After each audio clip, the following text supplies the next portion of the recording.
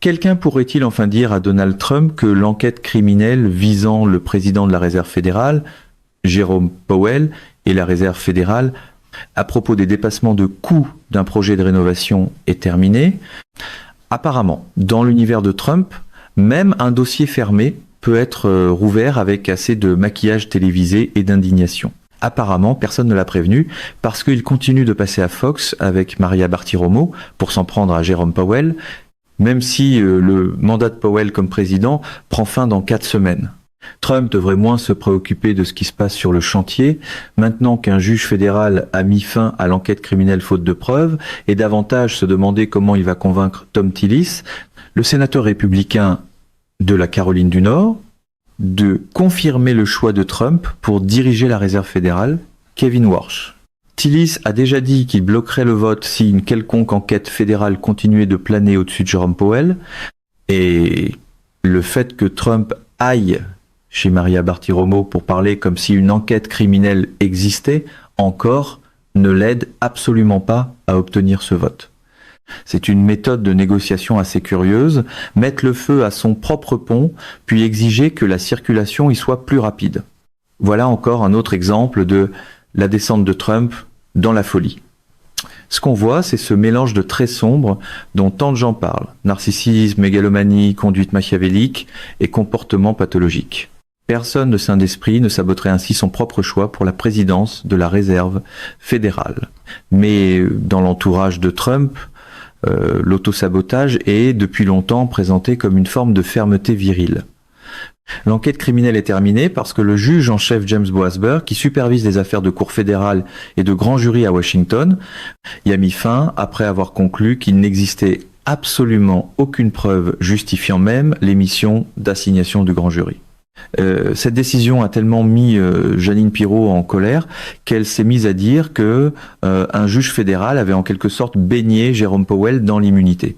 Dans l'univers trumpiste, toute défaite judiciaire est toujours remaquillée en scandale, de préférence avant la pause publicitaire.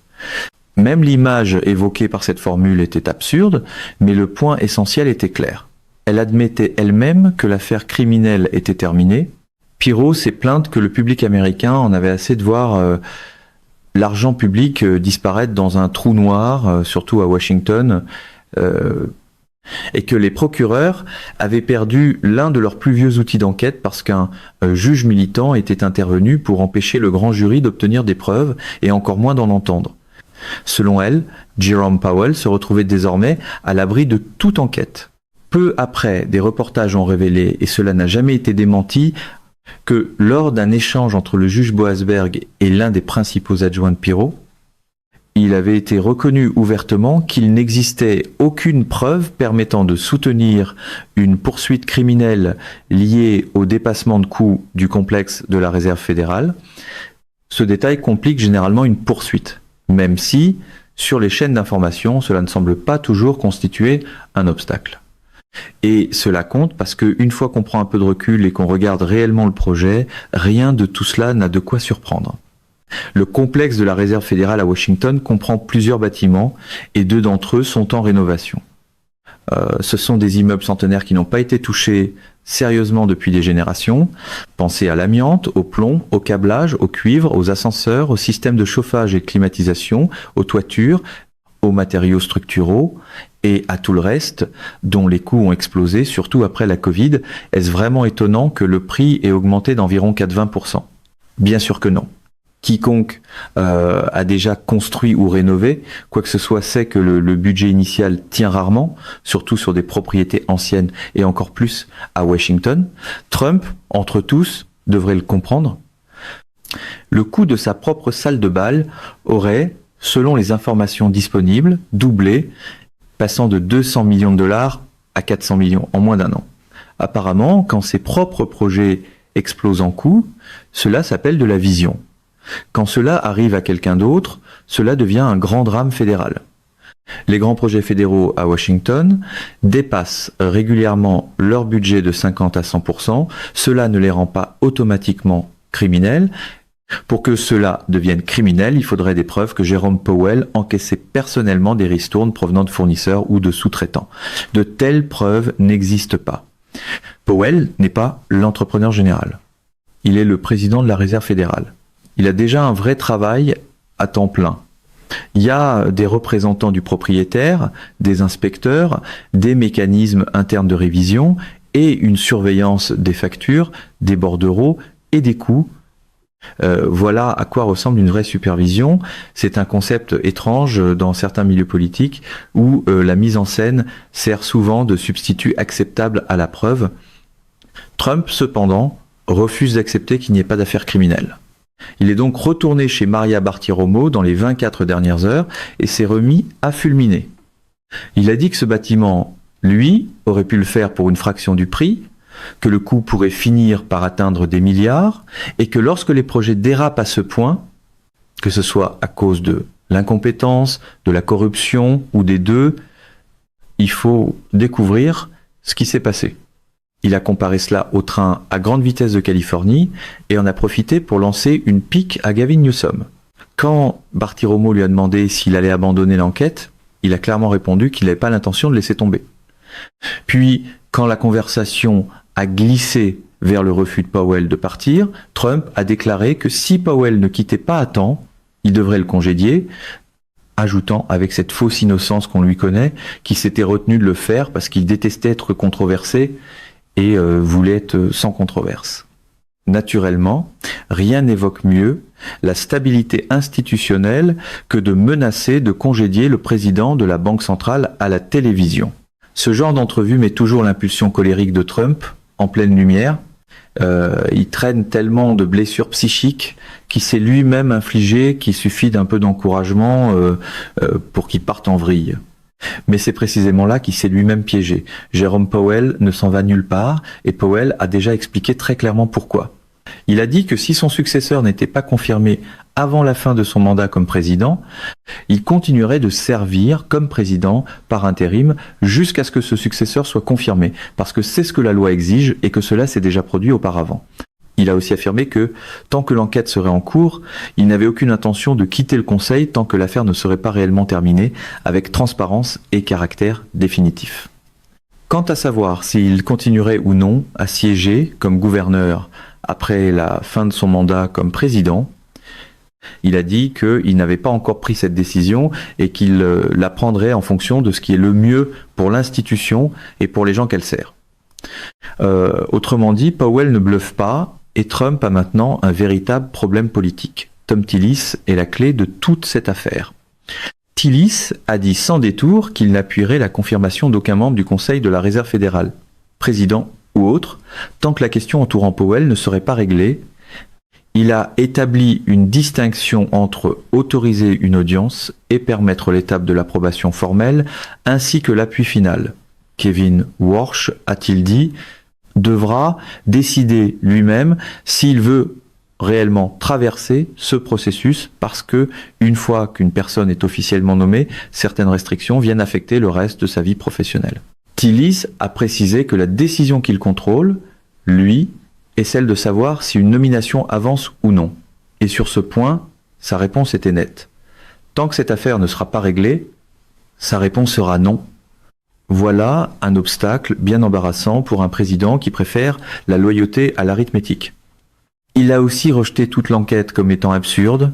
À ses yeux, il s'agissait d'une enquête bâtie autour de peu, être 2 minutes de commentaires, poussée par un jeune procureur fédéral qui cherchait apparemment à attirer l'attention du président, sans même coordonner convenablement avec le reste du ministère de la Justice, ni avec l'administration.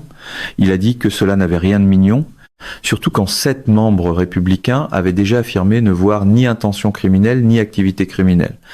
Il a souligné que si un crime avait réellement été commis, la procédure normale aurait impliqué un renvoi de la part du président ou d'un membre du comité concerné.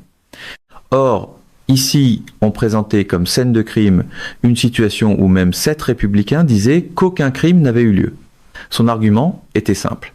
Qu'y a-t-il de si difficile à comprendre ? Par souci d'équité, il faut admettre que la complexité n'a jamais été la langue préférée du théâtre trumpiste.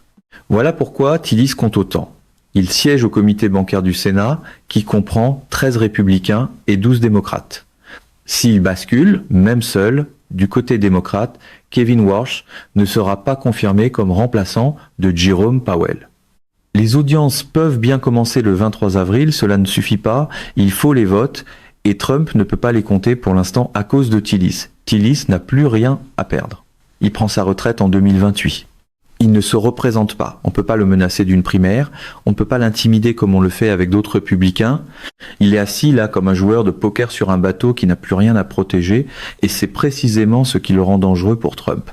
La situation est devenue tellement mauvaise que le chef de la majorité au Sénat, John Thune, aurait dit que l'enquête devrait se terminer rapidement pour qu'on puisse enfin passer à autre chose. Cela semble évident, mais comment cela pourrait-il arriver pendant que Trump continue de passer à la télévision pour lui redonner vie à chaque occasion ? On éteint difficilement un spectacle pendant que l'acteur principal continue d'arroser la scène d'essence. La situation est devenue encore plus ridicule avec de nouvelles informations du Wall Street Journal selon lesquelles Jeanine Pirro aurait envoyé 2 procureurs fédéraux sur le chantier dans une tentative de pression contre la réserve fédérale. Ils auraient été arrêtés par des entrepreneurs et des travailleurs parce qu'ils n'avaient pas d'autorisation d'accès préalable. Cela a profondément irrité la Réserve fédérale et l'équipe juridique de Jerome Powell. Robert Hur, l'ancien procureur spécial nommé par Merrick Garland dans l'affaire des documents de Joe Biden, représente la Fed, et le message venant de ce camp était limpide. N'allez pas sur un chantier pour parler à mes clients sans ma présence.